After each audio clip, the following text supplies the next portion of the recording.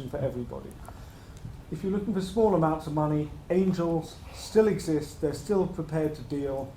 They're less plentiful than they used to be, but you still can find angels. This region, we are fortunate, and by region I mean Cambridge and the London area, the southeast as a whole.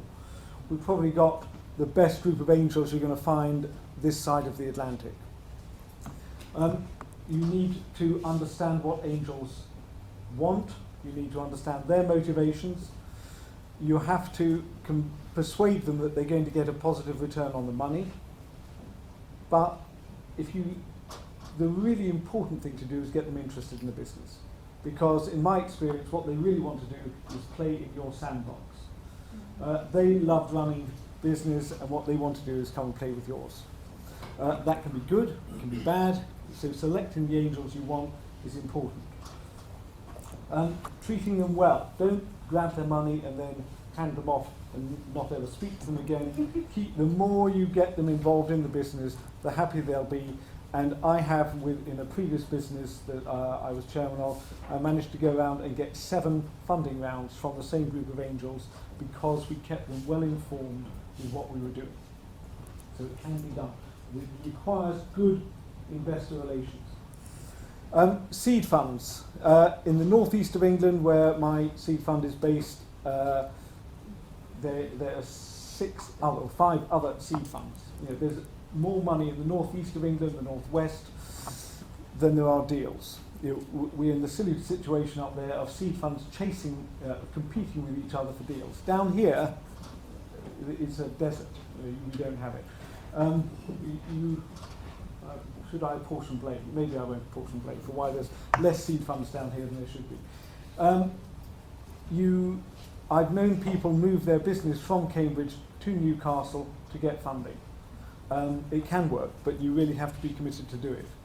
And you won't find these days that you can get away with re-registering the company in Newcastle and all living down here. Because our money comes from the European Investment Fund, and they in their audits now get us to provide evidence of where the directors of the firms live.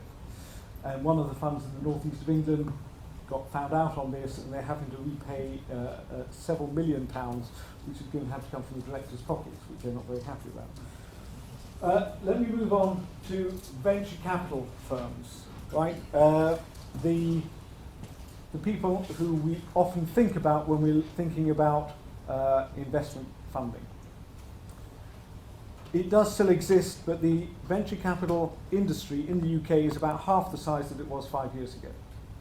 There is still money available, but it's tougher to get. I think a really important thing to remember with venture capital is it's the most expensive source of money you're ever going to get. If you ever thought that a 12% interest rate on a bank overdraft was high, you wait till you sit down and work out what it's cost you for that £1 million that you got in your business when you come to sell it. It will have been a great deal more than that. However, if you need £1 million, you need 2 million, you need 5 million, you have to go to a venture capital firm. So, what do you need to do to raise investment finance? Well, some of the things are pretty obvious. You need a great business concept. You need a great team. You need a convincing business plan. And when I look at and think about these in order, the most important is your team. When we look at any investment deal, the first thing we're looking at is, who are these people? Have they done it before? Have they got a track record? Have they got the necessary skills and experience? Have they got the relevant skills in the business that we need?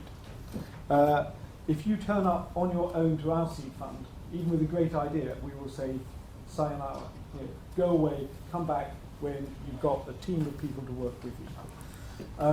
I can't think of any commercial investment business that would invest in one person. We're always looking for a team. And in that team, I'm looking for someone who can sell. Right? You have to sell your concept, sell your product, sell your services. I'm looking for someone who can deliver. Right? That means somebody who makes stuff happen.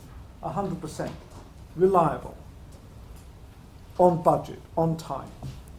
I'm looking for someone who can look after the money.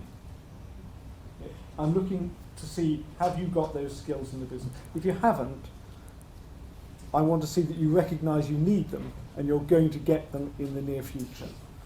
But if you don't know that you need someone to look after the money, then I've got a serious worry about whether I'm going to invest in you, however great the idea is. When